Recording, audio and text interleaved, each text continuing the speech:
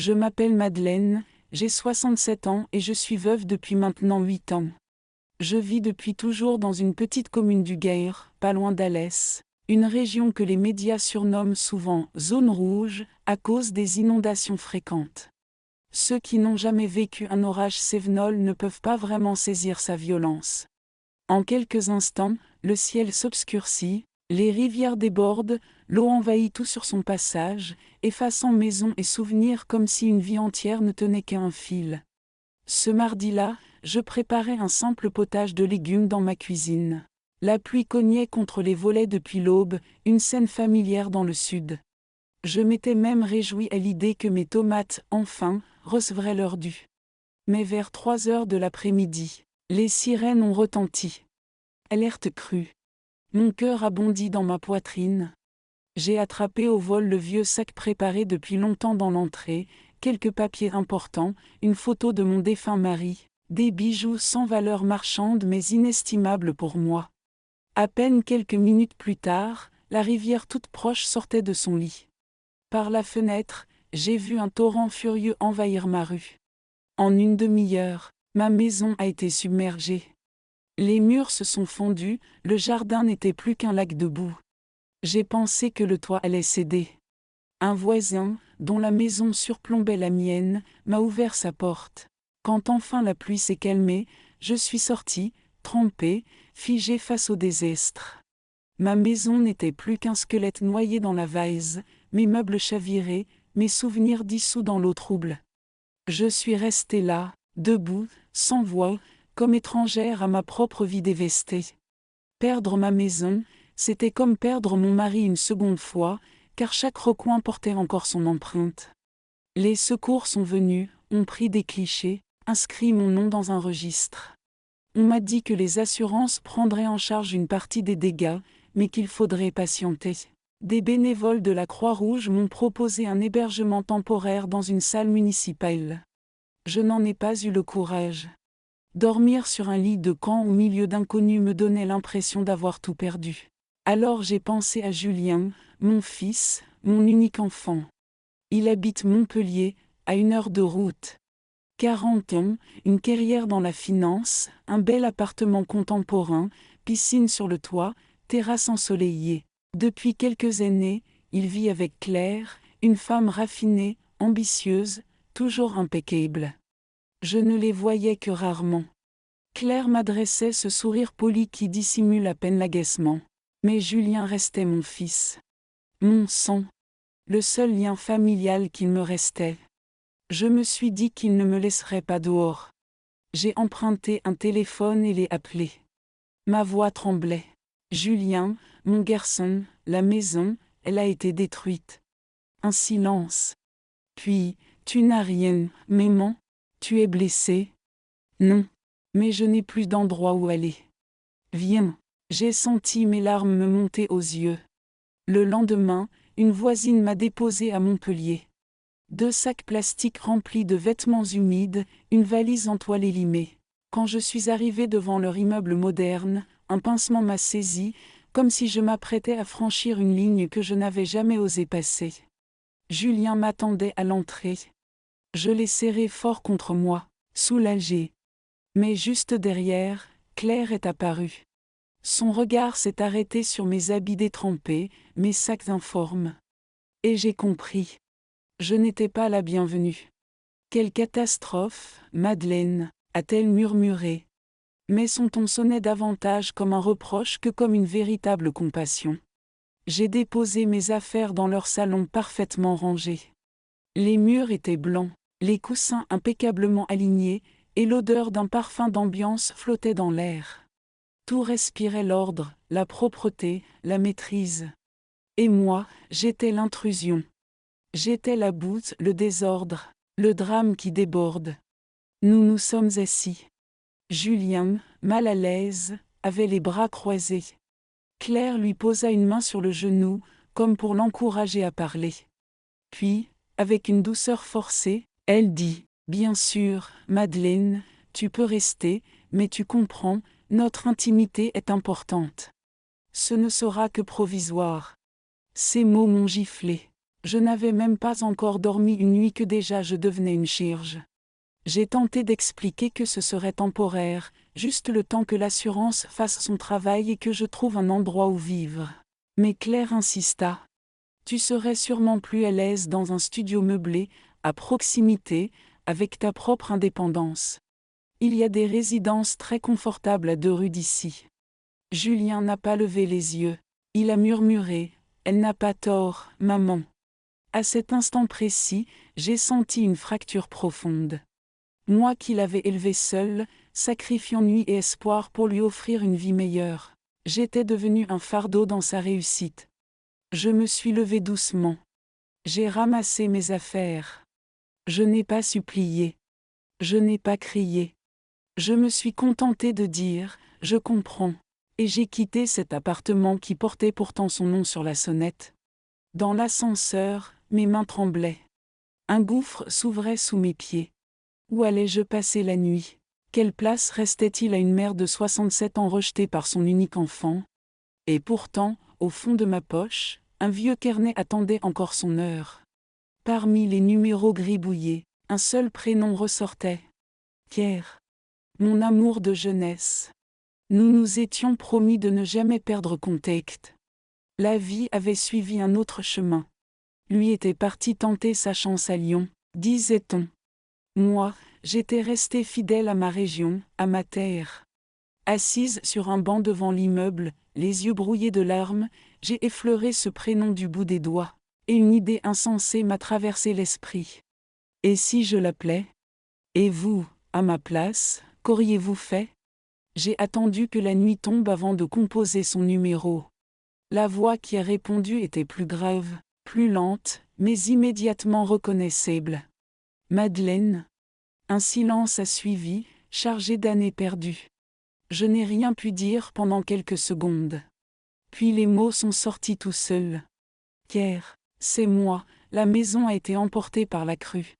Je n'ai plus rien. De l'autre côté, il n'a pas posé de questions inutiles. Il a seulement dit « Viens ». Le lendemain matin, il est venu me chercher. Sa voiture était vieille mais propre, et il avait ce même sourire tranquille qui autrefois apaisait tout. Le temps avait blanchi ses cheveux, mais pas son regard. Je me suis senti ramené 40 ans en arrière. Sur la route qui menait vers le nord, aucun de nous ne parlait vraiment. Les collines cévenoles défilaient, dévastées, les arbres couchés par les eaux. Quand nous sommes arrivés dans son petit village, près d'Anduze, il m'a ouvert la porte d'une maison en pierre claire, entourée de vignes et de lavandes. « Ici, c'est chez moi », a-t-il dit simplement. « Et désormais, c'est chez toi aussi. » J'ai posé ma valise près de la cheminée et j'ai senti un apaisement étrange. Pour la première fois depuis longtemps, quelqu'un me disait « Reste ». Les premiers jours, je n'étais qu'un fantôme. Je rangeais, je nettoyais, je m'excusais d'exister. Pierre me laissait faire, sans rien dire. Puis, un soir, il m'a servi un verre de vin blanc et a brisé le silence. « Tu n'as jamais changé, Madeleine. Toujours à t'excuser d'être là. » J'ai ri, un peu gêné. Mais il avait raison. J'avais passé ma vie à m'effacer. Pour Julien, pour mon mari, pour les autres. Cette nuit-là, dans la petite cuisine éclairée par la lampe à pétrole, j'ai pleuré sans honte. Pierre m'a simplement pris la main. Il ne promettait rien, ne disait rien de grandiose. Mais dans ce geste discret, il y avait tout ce que je n'avais plus reçu depuis des années, de la présence, du respect, une chaleur simple. Le lendemain, j'ai appelé l'assurance. La voix au téléphone m'a annoncé que la procédure serait longue. Il faudrait fournir des devis, des photos, des certificats. Et surtout, patienter. Quand j'ai raccroché, j'ai compris que je ne reverrais pas ma maison avant longtemps, peut-être jamais. Alors j'ai commencé à aider Pierre dans son atelier. Il sculptait des animaux dans du bois d'olivier. Ses mains, fortes et patientes, faisaient naître des formes là où moi je ne voyais qu'un tronc rugueux. Il m'a appris à poncer, à observer les veines du bois, à sentir ce qu'il voulait devenir. Ces journées-là m'ont sauvé. Mais un matin, le téléphone a sonné. « Julien. Maman, tu vas bien? » « Oui. » Je suis chez Pierre. Il a marqué un silence, avant de lécher. Tu vis chez lui? Comme si c'était une faute. Oui, ai-je répondu calmement. Il n'a pas apprécié ma sérénité. Tu devrais venir à Montpellier, on doit parler des papiers de la maison. J'ai compris qu'il s'agissait d'argent. Pas de souvenirs. Pas de peine. D'argent. Quelques jours plus tard, Julien est venu. Il portait un costume clair et une montre qui brillait plus que son regard. Il n'avait pas pris la peine d'appeler avant d'arriver. Pierre était à l'atelier, et moi, je préparais le déjeuner. Quand j'ai ouvert la porte, son regard a balayé la pièce d'un air méprisant. C'est donc ici que tu vis maintenant? Pas de bonjour. Pas même un sourire. Il s'est assis sans y être invité, a sorti des documents d'une pochette en cuir et les a déposés sur la table. Ce sont les papiers de l'assurance. Ils ont besoin de ta signature pour clore le dossier. Je me suis penchée. Je ne comprenais pas tout ce jargon administratif. J'ai cherché son regard. Julien, tu peux m'expliquer à quoi ça correspond? Il a soupiré, comme on le fait devant un enfant lent à comprendre. C'est juste pour simplifier la procédure, maman.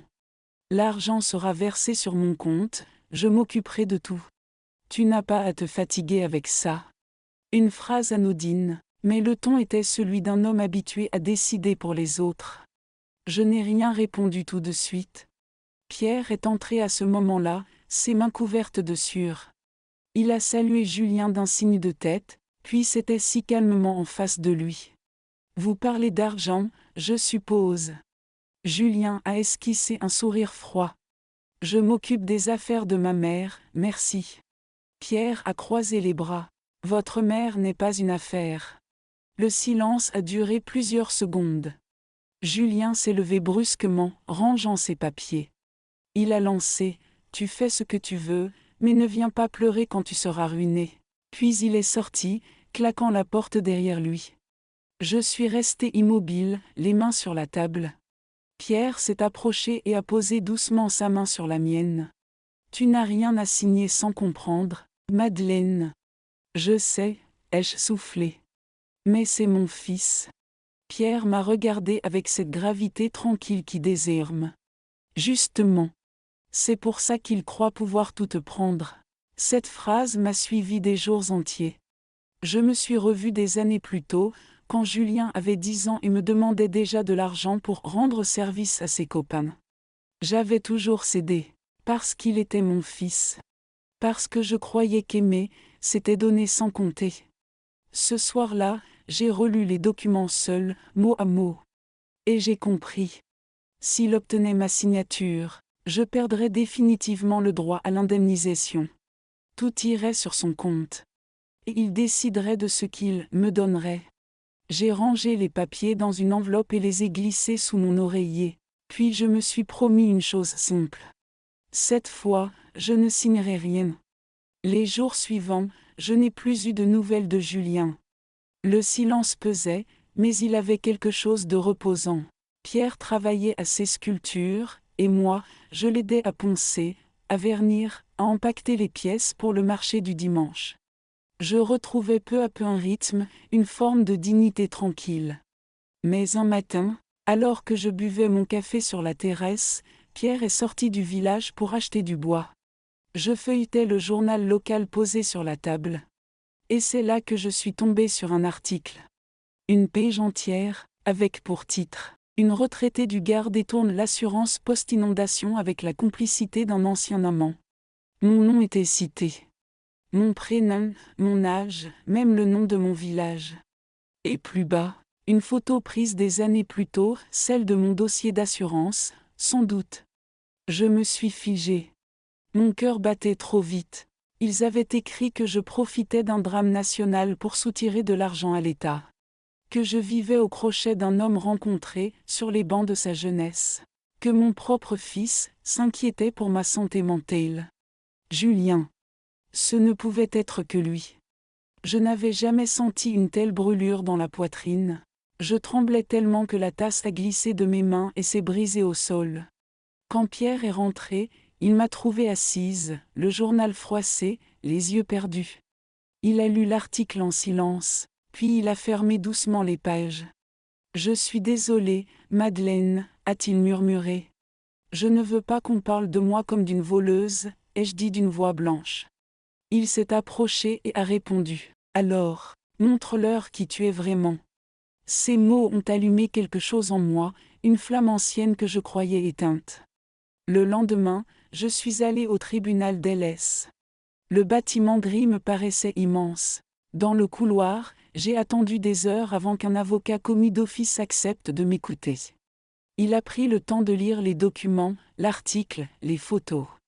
Quand il a levé les yeux vers moi, son regard n'était pas celui de la pitié, mais du respect. « Madame, vous avez été piégée, m'a-t-il dit. Mais nous pouvons agir. » Je l'ai remercié, les larmes aux yeux. En sortant du tribunal, j'ai appelé Pierre. Je lui ai dit que cette fois, je ne fuirai plus. Le soir, il a ouvert une bouteille de vin. Nous n'avons pas trinqué à la vengeance, mais à la vérité. Et pourtant, au fond de moi, une colère ancienne grandissait. Pas celle qu'on crie, pas celle qui détruit, mais celle qui construit. La colère de ceux qu'on a fait taire trop longtemps. 3 semaines plus tard, l'audience a eu lieu. La salle d'audience d'Alès était sobre, presque froide, mais chaque détail m'est resté gravé. Julien était là, assis du côté opposé. Il portait son costume gris, les cheveux gominés, une mallette à ses pieds. À ses côtés, Claire, tirée à 4 épingles, me jetait des regards hautains. Je suis entré sans baisser les yeux. Mon avocat m'a guidé jusqu'à ma place.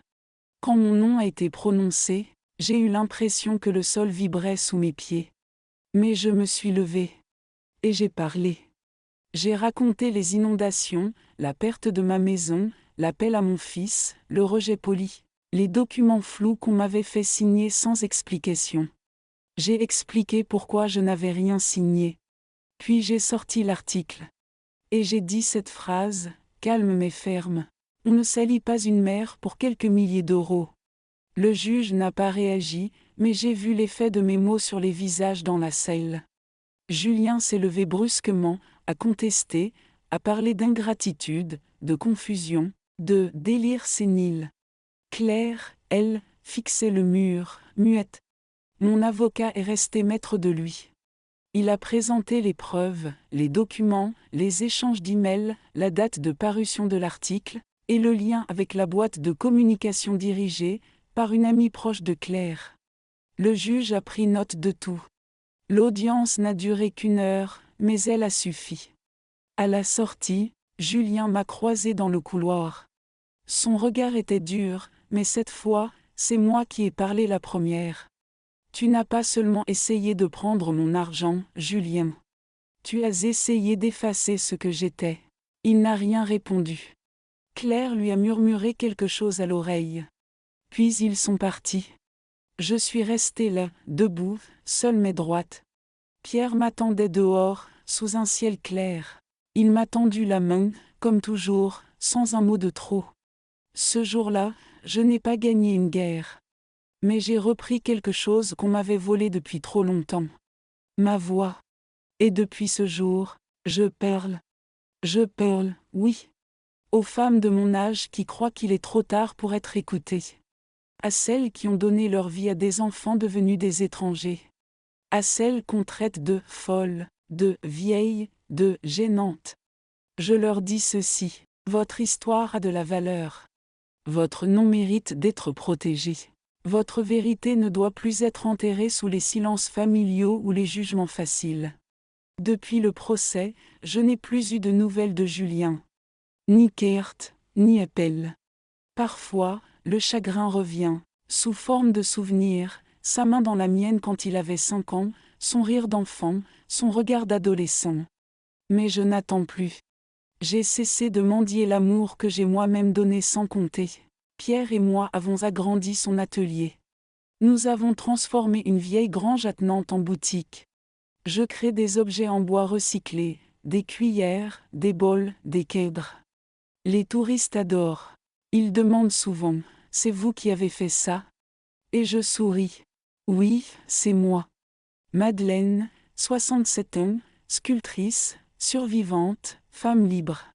Et chaque matin, en caressant les veines du bois, je me rappelle que même ce qui a été brisé peut devenir beau à nouveau. Il suffit de ne plus laisser personne vous dire que vous n'en êtes pas capable.